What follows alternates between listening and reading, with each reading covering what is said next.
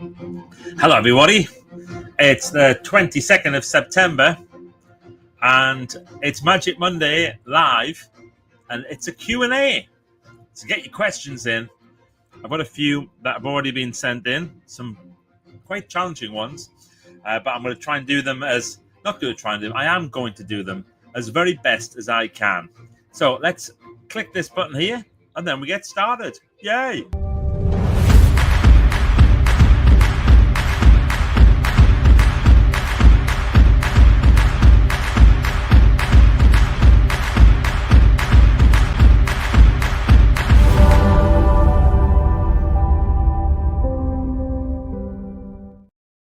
All right, let's do it. It's the start of the week. Grab your coffee cups.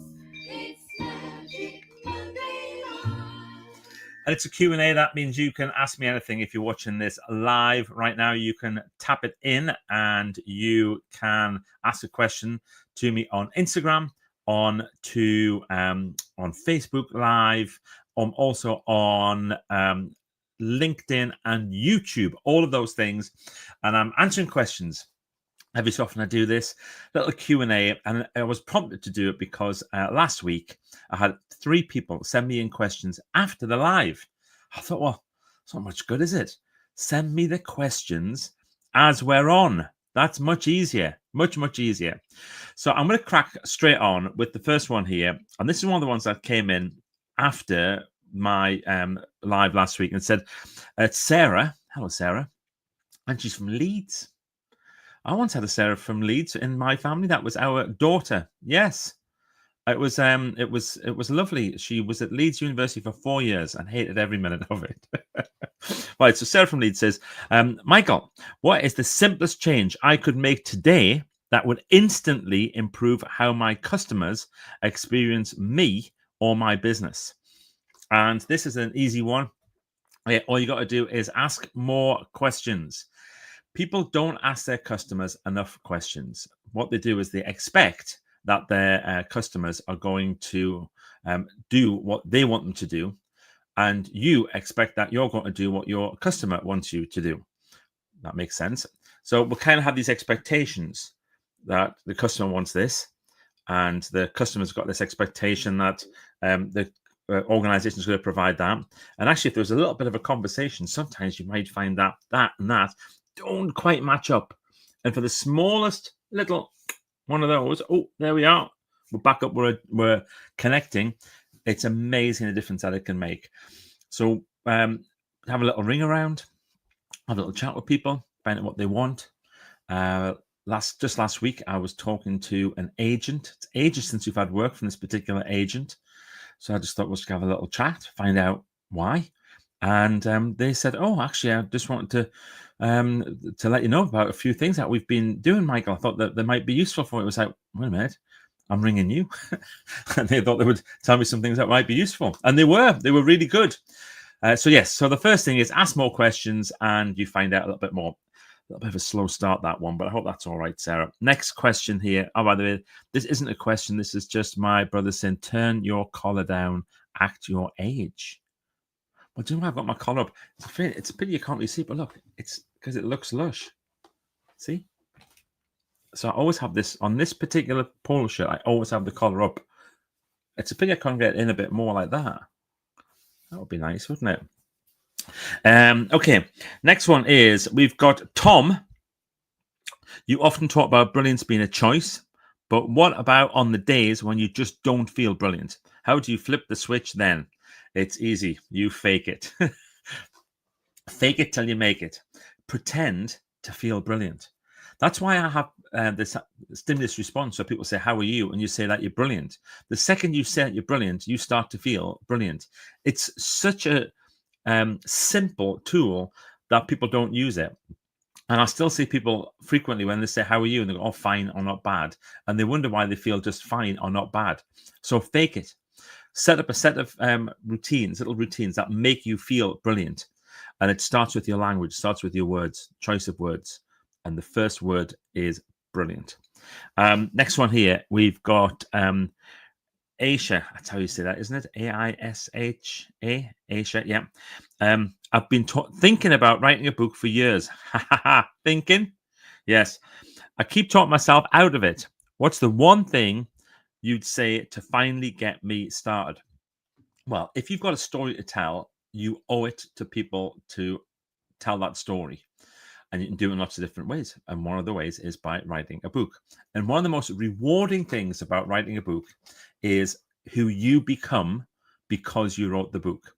So, Aisha, if you're looking for a reason to start and you're talking yourself out of it, I would have a little bit of reflection time. So, what are you talking yourself out of? Is it the fear of putting words on paper? Is it the fear that nobody's going to read it? Is it the fear that you're not going to be any good? Doesn't matter. It's good just to do it anyway. It's such a brilliant process to write a book. The other thing you can do, I just looked over here to see if I had one. Yes. Write that book. Obviously on Instagram, it's the wrong way around. I don't know why it does that. Everywhere else, it's fine. Write that book. Get the book. It'll take you through it. It'll take you through exactly what you need to do. I'll hold your hand through my book, helping you to write your book. But you got to do it. It's one of those things you must do it. Write that book. It's the best thing you will ever do. Next one here. Oh, no name for this one. Okay. You've coached. Is there a name? No, there's no name. Sorry. You've coached leaders and entrepreneurs at all levels. Yeah. What's the single best question they should be asking themselves every morning? Okay. What's the single best question that they should be asking themselves every morning? I would say don't ask the question on the morning, ask it on the night before. So I thought you were going to say, what do they ask themselves? Because you were talking about the best entrepreneurs and leaders at all levels. No, I didn't say the best. You said you've coached leaders and entrepreneurs at all levels. Okay. Didn't say the best ones. Added that bit myself. Isn't it funny how we do that? If you get a question, I've actually got the question written down there on my screen in front of me, and I've read it how I want it to look rather than how it actually looks. So let's do that one again. You've coached leaders and entrepreneurs at all levels. What's the single best question they should be asking themselves every morning? And my answer is that they should be asking themselves a question the night before. So, and it would be, what are the 5 most important things that you should do tomorrow? Not a to-do list. The 5 most important things. Okay. I've got a question here. It's just coming live from Chris McConnell. Are we going to meet aliens in 25-26? There's a lot of gossip at the minute. I think we are. I think we're going to meet aliens in 25-26. Have we scheduled it in though? Because you know what will happen, Chris? Another year will whiz by, and it'll be once again one of those things. Flip, I forgot to meet aliens. We did so many other things and forgot to meet aliens, and that was on my list, my to-do list, and it didn't become a must-do, which is that one that was just saying there. You've coached leaders and entrepreneurs at all levels. Yes, that one there. If you write down the night before 5 most important things, must remember to meet aliens tomorrow, you're much more likely to meet them. Okay, next one. How do you keep your energy and enthusiasm so high even after 26 years in business? Don't you ever get tired of being brilliant? Yes, actually, I do. I do get tired of it. I get tired of it when other people put lots of obstacles in the way. I get tired, sometimes just physically tired. I'm getting older now, so I realize that I have to do things slightly differently. But yes, sometimes I do. But, and here's the thing, I have methods to get back on track. So one is reading. Secondly, grateful list. I love writing a grateful list. As soon as I write a grateful list, I get to like 3 items and I'm suddenly, oh, wow, I am grateful for so much. So many opportunities to do wonderful things. Last week, I was doing this event, I think I mentioned it just before, in Essex, BizFest. And there was loads of people who came up and had a little chat. And there was one guy who just stood in the queue for waiting to get a coffee. And he had a copy of How to Be Brilliant in his hand. And I had to go up and ask him, didn't I? I said, is it any good? And he went, oh, yeah, it's really good. Oh, my God, it's you. Ended up having a lovely chat with him. you know what, no matter how you might be feeling, that when you do something like that, when you meet somebody who and they tell you, and that was the lovely thing that he told me, how much How to Be Brilliant has helped him in his life, and the techniques that we share and stuff, how much that helped him. It was just boosts you for the whole day, week, month. Okay, next one is when you're working on big projects, how do you decide what to say yes to, and just importantly, what to say no to? More importantly, what to say no to. Learning how to say no is just one of the most important things that you can do. And I have this thing about learning how to say no nicely. So if you say or learn how to say no nicely, it will save you hours. It will save you so much grief. And so what I do is I'll say, thanks so much for asking me. I'm unable to do that, but do let me know how you get on. So it's usually a case of if somebody asks me to go somewhere or do something or go to an event or something and I really don't want to go, rather than say, oh, I don't want to go, I'll say, thanks so much for asking. I'm unable to do that, but do let me know how you get on. I know there's going to be some people who may watch this and go, wait a minute, you've said that to me. It's not about you. It's about me and me protecting my time. That is the most important bit. That's what I must do, protect my time. Okay, there's another one just in here. In a world full of comparison and social media noise, how do we measure? All right. How do we measure our own success without constantly feeling like we're behind? In a world full of comparison and social media noise, how do we measure our own success without constantly feeling behind? That's because we get hung up on numbers, don't we? And I've been there as well. I think everybody's been there. Or such and such has got X thousand followers. Oh, this one's got this. They've done an event with that many. They had this many people in their room. They had this many people for their book launch. They did this. They did that. If you start measuring on numbers, it is a never-ending race to the bottom. If you start measuring on impact, that's better. So rather than thinking about the numbers, I would say just think about doing something one person at a time. Just doing stuff one person at a time. Here's Angie Vale asking straight live on Instagram, if you have a million things in your inbox and begin to feel overwhelmed, where do you start? Start by not exaggerating, Angie. You haven't got a million things. You might have 100 things, but you haven't got a million things. It just feels like a million things. So I would start by creating a little reward system for yourself. So rather than saying I'll have a cup of tea and then I'll start, say I'm gonna do 5 emails, respond to 5 emails, tackle 5 emails, and then I'm going to have a cup of tea. So it's a reward system, because usually what we do is we procrastinate when we see a lot of stuff. The overwhelm creates the procrastination. And one of the things that I taught in How to Save an Hour Every Day was to create a little reward system for yourself to give you the oomph and the momentum. And Angie, it was brilliant. I couldn't believe we were so close to you. We drove through Whittam twice. We got the train there, and then we had to go up to the hotel and got there late on Wednesday night. Yeah. And then on Thursday, we were at the venue early, and then we had to leave the venue and get back up the road as well. Each time we drove through Whittam, I was like, oh, Angie, hello. Okay. What do you do when you're having a bad day? Oh, this is Sarah McGough. Hello, Sarah McGough. What do you do when you're having a bad day? Although I know you're so upbeat, you probably don't have many of those. I do. Well, I might have a bad half an hour, but I don't have a bad day because I practice doing state changes.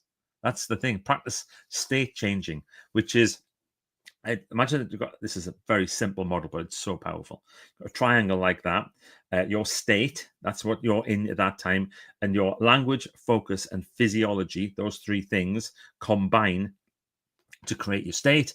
If you can learn how to manage your language, manage your focus, and manage your physiology, you manage your state. And I would say practice it when you don't need it. So it's there when you do. So practice changing your language, practice changing your focus, practice changing your physiology, Do all three things on a regular basis. The next time you find yourself in an unhelpful state, Sarah, what you can do is you can then change your language, change your focus, change your physiology, and you change your state.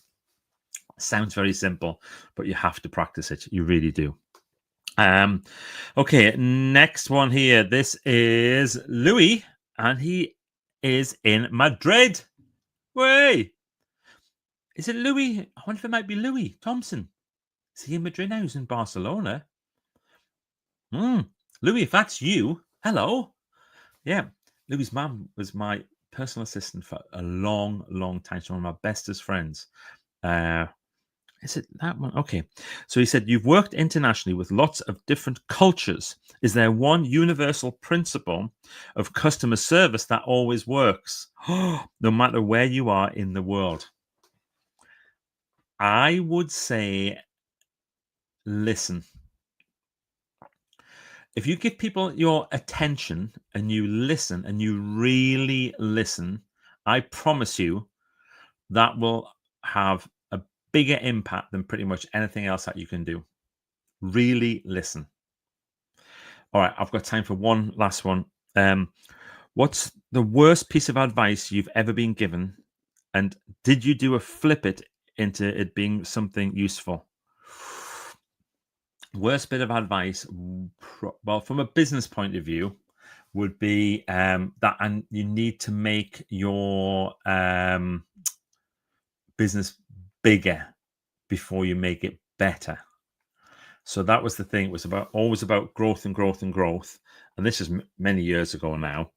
And one of the methods for doing that was to merge with some other businesses to form this big training company. And we ended up with this big modern training company with a fancy building. And we had a Outward Bound Center in the Lake District. And we did every type of training you could imagine. And we ended up at one point with, I think, about 80 staff. It was just bonkers. And everything was getting bigger, but I was becoming less and less happy. And it was a lot of aggravation and worry. And two of the directors who I'd started off as being friends with, and I started to feel a real tension with, particularly with one of them. It was really a challenge. Please, we've sorted out now, and I'm mates with them again, but it was very difficult at the time. And it was that whole thing about wanting to just get bigger and bigger, when actually the trick is to get better first. You've got to be better first. And there's Andy Heps just says here, worst advice, become a roofer. Well, maybe. And it wasn't actually the worst advice. It was just an expectation for us. All right. I hope that you've enjoyed that. That was my little Q&A. How many do we manage there? About 13, 14 questions in about 18 minutes. I will be back next week for more Magic Monday Live. Until then, have an absolutely awesome, brilliant week. And remember, be brilliant. Ages since I've done one of those at the end. Be brilliant. Yeah.